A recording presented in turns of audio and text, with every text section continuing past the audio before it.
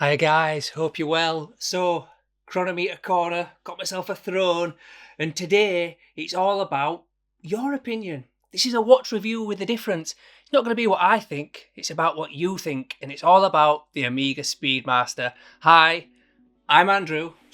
Ooh, and I'm a watch addict.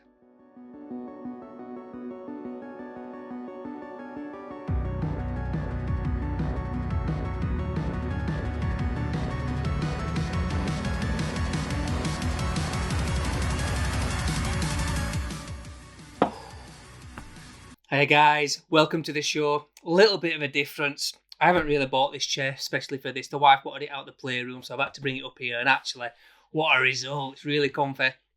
You'll notice that the microphone's here, and I've got my back MacBook here as well, just to read out the comments. So this is all about the Amiga Speedmaster. Not what I think, not my opinion. That is the most important opinion granted. My word, almost gospel, I would say, on the internet nowadays. But what I thought I'd do is talk about the Amiga Speedmaster. I feel really weird in this chair. I feel like I'm dictating to people. What I thought I'd do is talk about the Amiga Speedmaster and get your opinion on it. So I'll put the microphone here because I'm going to have my head down a lot of time reading the comments on my MacBook and on the phone. So where are these comments now? So we spoke about the Amiga Speedmaster, and I do my too good, too bad at the end of every review. And I thought I'd get your opinions on it, what you think. And it's a classic, innit? The Amiga Speedmaster. I nearly sold it this week. I've had it on eBay and I've had second thoughts. I'll tell you now my opinions on it. They're too good, too bad. The water resistance really teased me off. Now, 15 meters means I could probably submerge it in a bath or wash my hands or, light surface swimming. Just, I reckon, maybe. But you dare risk it. So the water resistance there, I never really get my watches wet, to be honest. But if it was just 100 meters, I could relax and trust that it's going to be secure. So that really annoys me. Well, actually, the bit at there where the bracelet over protrudes the case too much and it doesn't dangle down properly. That annoys me. Lack of micro adjustment, and I'm actually getting used to that now, so that's not the end of the world. And I'll be honest, for a £5,000 watch, it's not very accurate. Granted, the new model deals with that, also deals with a bigger hole in your pocket as well. So yeah, they're the things that annoy me about it. Things that I like. I think it looks a business. I think it's a really good size. I think it's substantial. It's got a lot of history. The design hasn't changed that much over the years. And, if you're in the watch game, you're a watch addict, the Speedmaster is one of the watches to have. So I do like it. Will I sell it? Maybe, but they're the things that really annoy me about it. So let's get started on what you guys think, to be honest. And I don't know where to start. So 1, 2, 3. I've got loads of comments here. And we'll start at the beginning. Watch Eddie says, last of the classic 1861 movements with a thumbs up. So that's a positive. Jay Everett, I think he's a fellow Huddersfield lad as well. Hello, mate, you all right? He said it went to the goddamn moon. Drop the mic. I think we'll end the review there. What other watch can claim something so iconic? Going to the moon when it happened was just out of this world, literally. So it just must have captured the human imagination so much. And this is the watch that did it above Rolex, above all others. They picked Amiga. So massive kudos there. And I don't personally, in my own head, I don't think about that enough. I think it's actually a bigger thing than in my own head. Tarusi Reader, that I've butchered that, mate. I'm sorry. I do speak to you quite often on Instagram. And he's put good, the history, the beauty, the movement, the case, the bracelet. Bad, kind of. Lack of applied logo. But I think the new one deals with that one. And yeah, you think, I know it's a tool watch, I know it went to the moon, but it's a £5,000 watch. It should have a few little bit more luxury pieces. Like Rolex have the crown, and even the lower end models, it's a white gold crown. I think Amiga should have been doing that for a while, to be honest. Father and Son Watchers, they've got a great account. Go check them out. Hiya, guys. Gonna need a big brain, as that is a huge box to think outside of. Well, it is a massive display box, presentation box that you get with the Amiga Speedmaster. It's part of the package. It's quite exciting to get that, I think. So, yeah, I don't know, is that a negative? I don't know. Tiz Haman says, new box without tools and straps on the new 2021 model. New box without tools and that is proper crappy. So you don't get the NATO straps and the nice gorgeous toolkit. That's rubbish. Oh, that's it. The new Speedmaster, it's off the shelf for me. I'm definitely not buying it. I didn't know that. That's rubbish.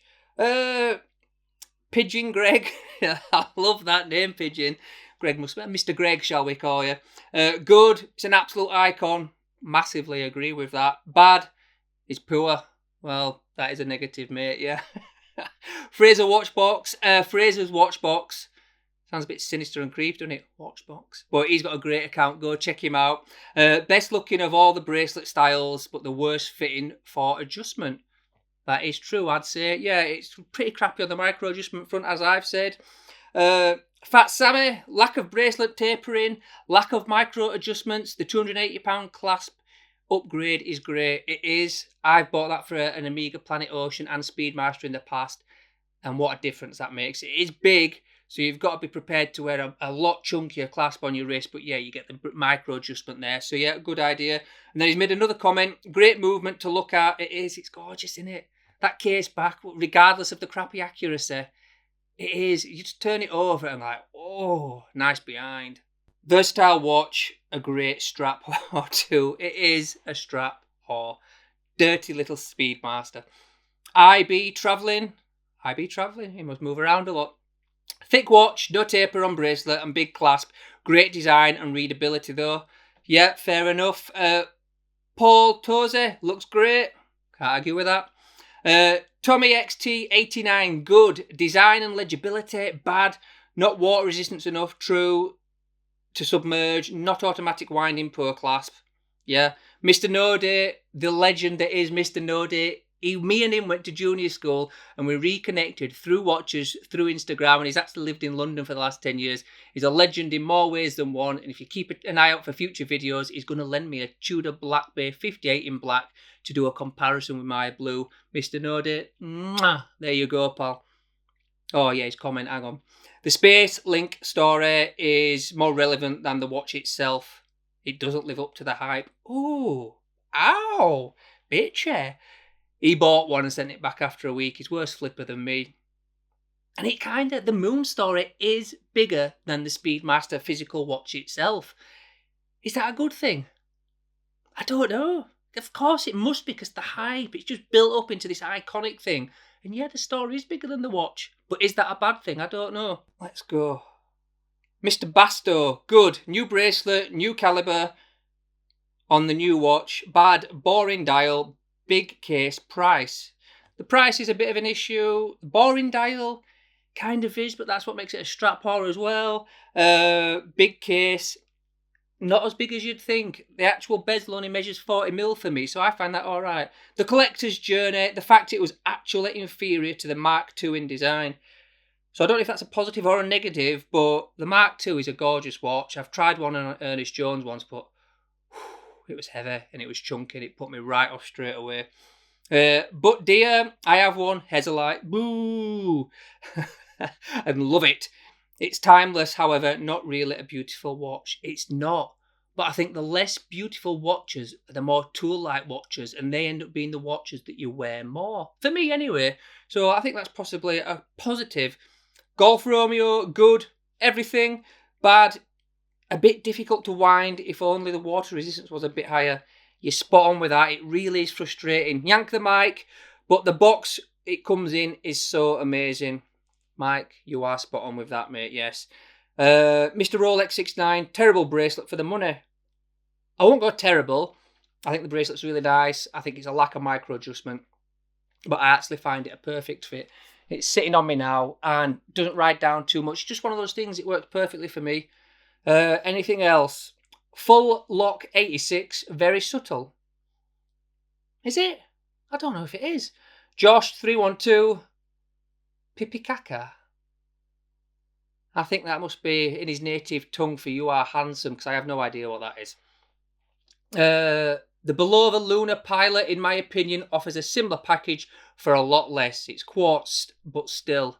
Oh, you can't compare them. I know they've both got a moon connection or space connection or NASA connection, but It's not in the same league. I think it's 45 mil. It's gigantor. Oriero Officio. What is there that's bad? He's a Speedmaster lover. Fair play, mate. Right. I think that is all of them when it comes to Instagram. Well, I haven't screenshot them all anyway. That doesn't seem many. Right, let's move on to YouTube. The handful on YouTube as well to go through. I could review sandwiches in general. I am all for them, the sapphire sandwich. But I haven't owned one of these in person, so I can't help out. Michael, that is a terrible, terrible comment. One of your worst. Paul W. The small crown makes it difficult to wind, so I would like a slightly bigger crown. I think it is a bit difficult to wind if you've got greasy hands. That is true. But a bigger crown would stick into the back of your hand more. So I'd prefer it like this because although you do have to wind it every day, if you've got dry hands, I don't find it that difficult. And then straight under that, Phil Wilson. The crown is painful to pull out. Looks amazing on so many straps.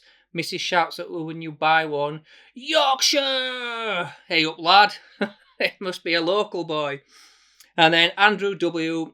I've not owned one, but my perceived good point would be the improved finishing on the 1863 movement, and my bad point would be the milky coloured ring effect you get around the outside of the sapphire crystal, which is not there with the Hesselite version. Cheers, Andrew. I get that milky ring thing. When I first bought the watch, or I first started looking into it, I'd never really experienced a milky ring.